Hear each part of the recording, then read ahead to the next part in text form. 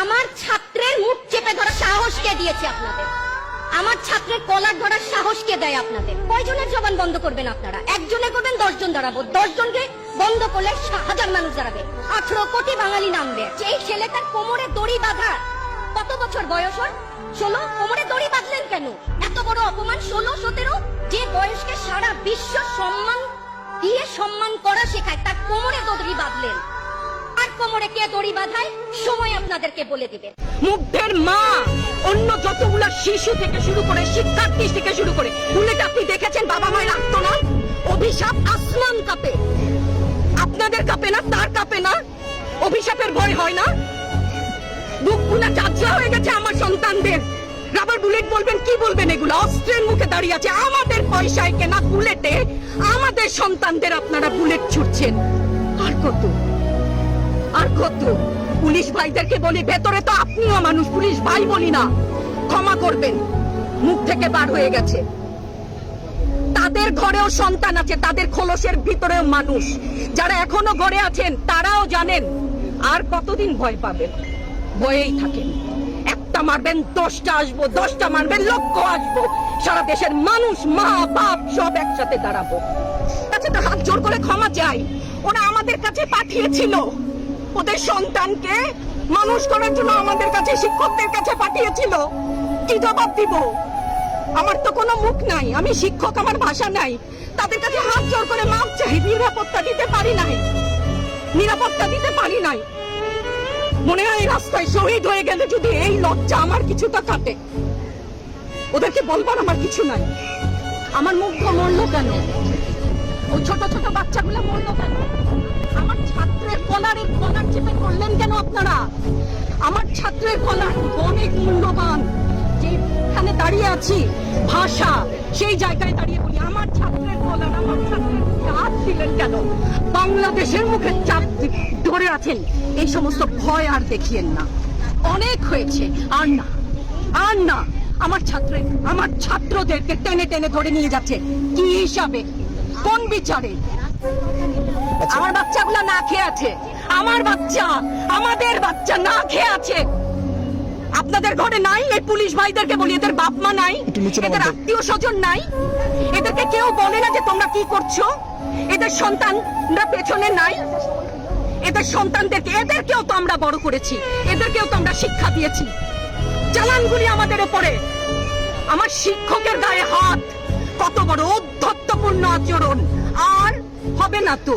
আসেন, চালানগুলি তুলে নিয়ে যান। সে 71-এর মতো তো, 25শে মার্চের কালো রাত, বুদ্ধিজীবীদের হত্যা শুনেছি তো, এখন দেখছি। আগে শুনেছি, এখন দেখছি। পিছু হটবা না, ভয় পাবা না। তোমাদের শিক্ষক আমরা, লজ্জা পাই, তোমাদের থেকে শিখেছি। তোমরা যেমন আছো আমরাও আছি। যতদিন না 9 দফা ওদের মান না হয়, ততদিন মান থেকে সরবো না। যে পিতা সন্তানের লাশ শনাক্ত করতে ভয় পায়, আমি তাকে ঘৃণা করি। যে ভাই এখনো স্বাভাবিক নির্লজ্জ হয়ে আছে, আমি তাকে ঘৃণা করি। যে শিক্ষক, বুদ্ধিজীবী, কবি ও জ্ঞানী প্রকাশ্য পথে এই হত্যার প্রতিশোধ চায় না, আমি তাকে ঘৃণা করি। এই মৃত্যু বক্তাটা আমার দেশ না, এই জল্লাদের উল্লাস মঞ্চ আমার দেশ না, এই বিস্তীর্ণ শ্মশান আমার দেশ না, এই রক্ত স্নাত কসাইখানা আমার দেশ না। ধন্যবাদ সবাইকে। মুক্তিযুদ্ধের চেতনা কি?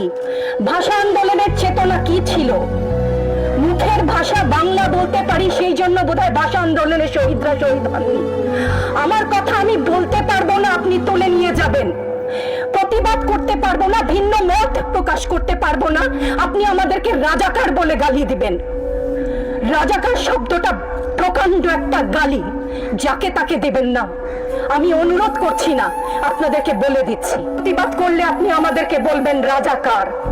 রাজাকারের বাচ্চা, এটা প্রকাণ্ড গালি, যত্রতত্র দেবেন না। আর আমার ছাত্র ছাত্রীদের গায়ে গুলি কেন? আমি এখানে কেন দাঁড়িয়েছি, কেন আজকে কথা বলছি? কারণ আমি মানুষ, আমি শিক্ষিত একজন মানুষ, আপাদমস্তক ভাবে যাকে শিক্ষা বলেন, সেখানে আমি জানি মুক্তিযোদ্ধার চেতনা যদি কিছু আমার ভেতরে বিদ্যমান থাকে, আমি জানি অন্যায়ের প্রতিবাদ করতে হবে। বিচার চাই না বলেছেন, আমিও একমত। তার কাছে বিচার চাবো, কোথায় বিচার চাবো? আমরা ঘৃণা জানাই। আমার ছাত্রদের গায়ে আমি সারা রাত ঘুমাতে পারি না, তাই এসছি যে আজকে যদি কিছু বলে যাই এক পলক ঘুমাতে পারি। যেই বাবা মার বুকটা খালি হয়ে গেছে, তাদের ঘরে কি চলে, কোথায় আছে তারা, কিভাবে আছে?